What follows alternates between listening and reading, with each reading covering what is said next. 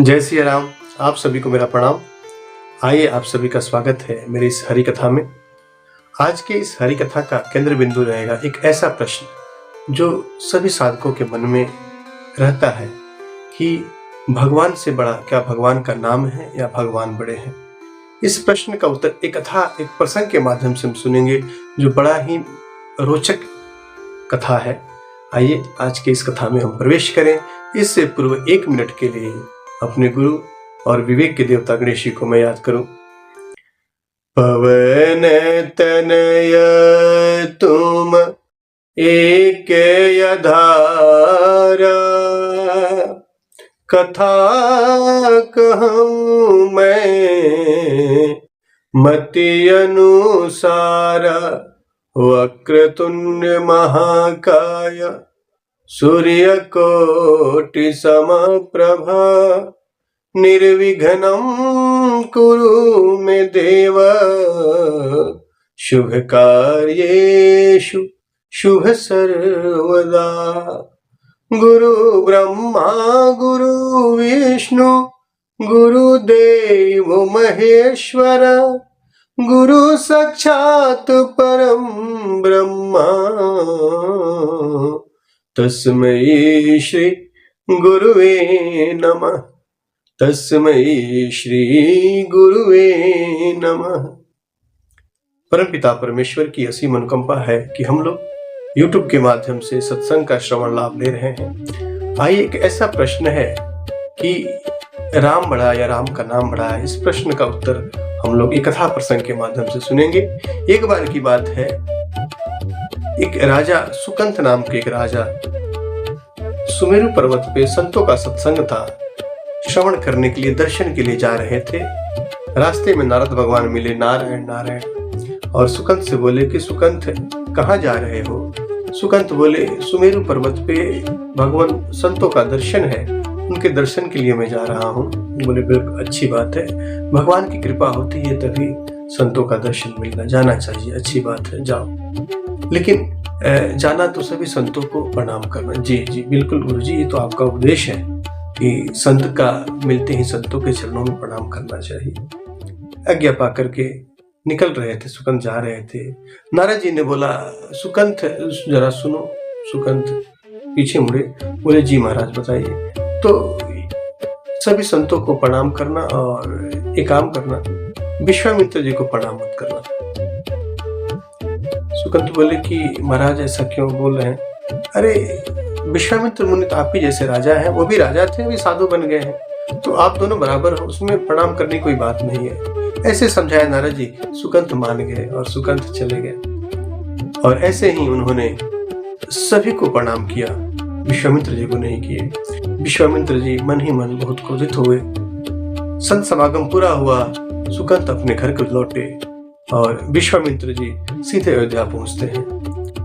अब मध्यकालीन समय था, दोपहर का समय, और भगवान राम, राजा राम विश्राम कर रहे थे। लक्ष्मण जी उन्हें रखवाली कर रहे थे। लक्ष्मण जी से पूछा कि राजा कहाँ है? लक्ष्मण जी ने बोला कि गुरुजी सो रहे हैं अभी। और जब राजा सोता है तभी तो ऐसा होता है। विश्वामित्र जी बड़े क्षुब्ध और क्रोध से भरे हुए थे। बोले मुझे भी मिलना है। लक्ष्मण जी ने बोला मुझे आज्ञा दीजिए महाराज, मैं पूरा करूंगा। जब बात हो रही थी तभी भगवान सुने कि मेरे गुरु की आवाज है, बाहर निकले और विश्वामित्र मुनि को प्रणाम किए। बोली आज्ञा दीजिए महाराज। विश्वामित्र मुनि बोले कि संतों का अपमान हो रहा है, और यह सिर्फ मेरी व्यक्तिगत बात नहीं है, संत परंपरा का अपमान है। और राजा भगवान बोले कि ऐसा क्या हुआ, मुझे बताइए, किसने अपमान किया? तो क्या करोगे जान के? मैं आपके चरणों की सौगंध खाकर कहता हूं कि जिन्होंने भी आपका अपमान किया है वो कल सुबह जिंदा नहीं बचेगा।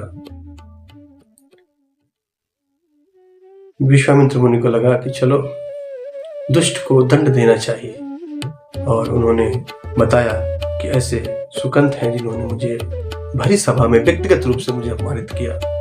यह जानकर के विश्वामित्र मुनि लौट गए। सुकंत को पता चला।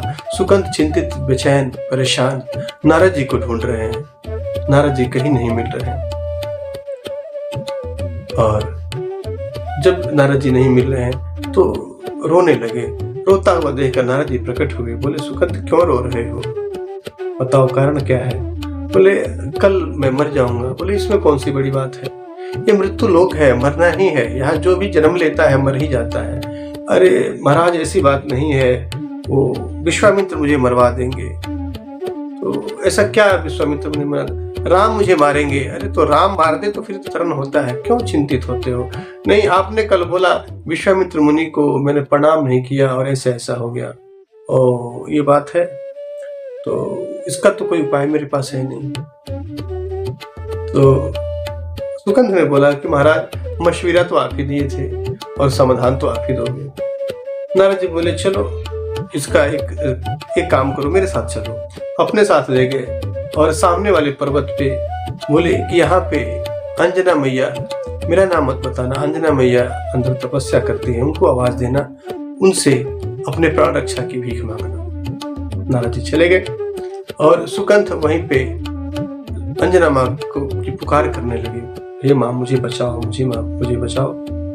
अंजना मैया बाहर आई, सुकंठ ने अपना हाल सुनाया और सुकंठ को उन्होंने प्राण रक्षा करने का वरदान दे दिया। अब उन्होंने बताया कि विश्वामित्र मुझे मरवाना चाहते हैं। अंजना मैया ने सुकंठ को गुफा के अंदर छुपा दिया, खुद गुफा के दरवाजे पे द्वार पे बैठ गई। प्रतिदिन की भांति शाम को हनुमान जी आए तो हनुमान जी ने उदास चेहरा अपने माता जी को देखा तो माता जी से बोला कि माता आपका चेहरा उदास है, क्या बात है।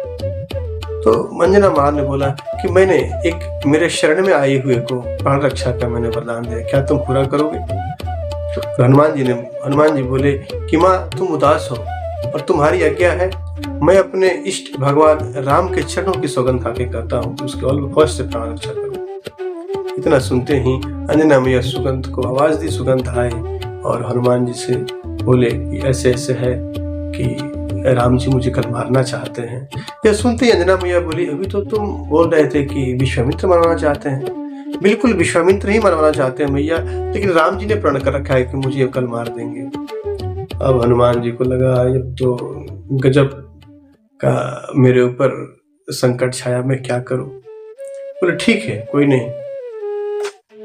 सुकंठ को बोले कि काम करो, तुम अपने राज्य में जाओ, उसको राज्य पहुंचाए और अयोध्या गए। अगले दिन सुबह तैयारी हो रही थी वहां राम सुकंठ को मारने के लिए। हनुमान जी पहुंचे और राम जी से विनती की कि भगवान आप ऐसा मत करो, सुकंठ को मत मारो। कैसे न करूं हनुमान, मैंने अपने गुरु के चरणों की सौगंध दे रखी है कि मैं जब तक उसको मारूंगा नहीं तो मेरा प्रण पूरा नहीं होगा। तो हनुमान जी बोले मैं भी उसको बचाने का सौगंध दे रखा है, ठीक है तुम बचाओ और मैं उसको मारूंगा। ऐसा कह दिए। हनुमान जी आए और सुकंठ को लेकर के एक जंगल में चले गए। जंगल में गए और वहां बोले कि चलो भगवान का भजन करते हैं, भगवान का नाम लेंगे कि राम से बड़ा राम का नाम, राम से बड़ा राम का नाम। ऐसा करते हुए डर लग रहा है, भय लग रहा है, भय से रो रहे हैं। हनुमान जी जैसे ही भगवान का भजन करने लगे वो भी रो रहे हैं, वो भाव में रो रहे हैं। इधर राम जी सुकंठ के देश में गए, वहां पता चला कि नहीं है तो हनुमान जी आए थे और ले गए। लक्ष्मण जी से बोले भगवान कि लक्ष्मण पता करो हनुमान कहाँ है। लक्ष्मण जी बोले भगवान मैं कैसे बता सकता हूँ, आपके बारे में हनुमान जी जानते हैं, हनुमान जी के बारे में आप ज्यादा जानते हैं। फिर भगवान बोल रहे हैं कि चलो जंगल में चलो।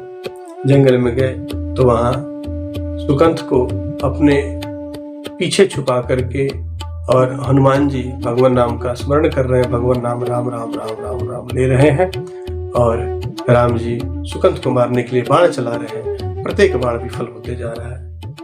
कोई बाण, क्योंकि भजन का एक घेरा बन गया, उस घेरे से में बाण का प्रवेश नहीं हो पा रहा है और सुकंठ बचे जा रहे हैं। भगवान हताश हो गए। यह देख करके लक्ष्मण जी ने बाण चलाया और हनुमान जी के सीने में लगी। जैसे वो बाण हनुमान जी के सीने में लगी वैसे इधर भगवान मूर्छित हो गए, क्योंकि हनुमान जी के हृदय में भगवान ही तो रहते हैं। भगवान मूर्छित हो गए लक्ष्मण जी बड़ा चिंतित हुए।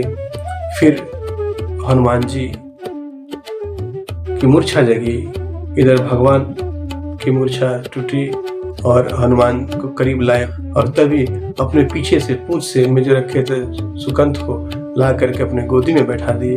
और जब भगवान माथा पे हाथ रखे थे हनुमान जी के, वही हाथ सुकंठ के मस्तक पे हाथ रख दिए। तब भगवान देख रहे हैं कि सुकंठ है।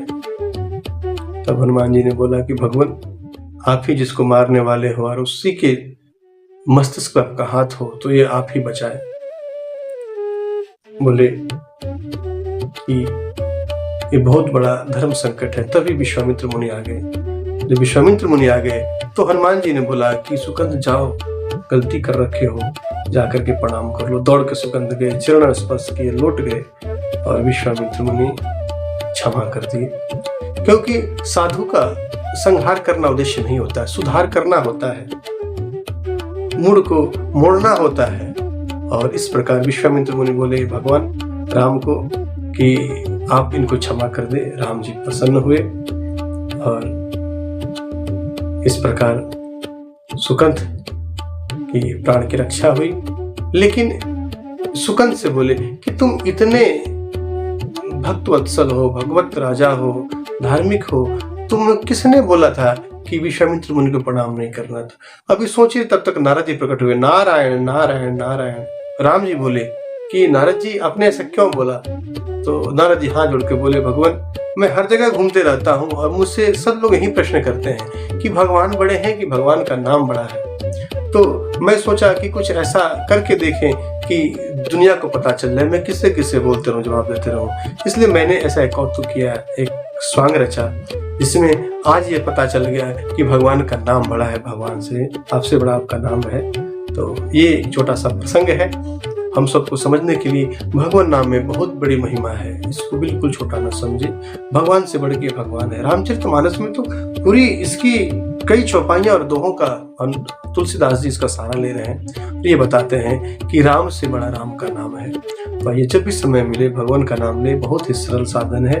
रामचरितमानस में गोस्वामी जी लिखते हैं कि राम ही सुमिरिय गावहि राम ही, संतत सुनहि राम गुण ग्रामा।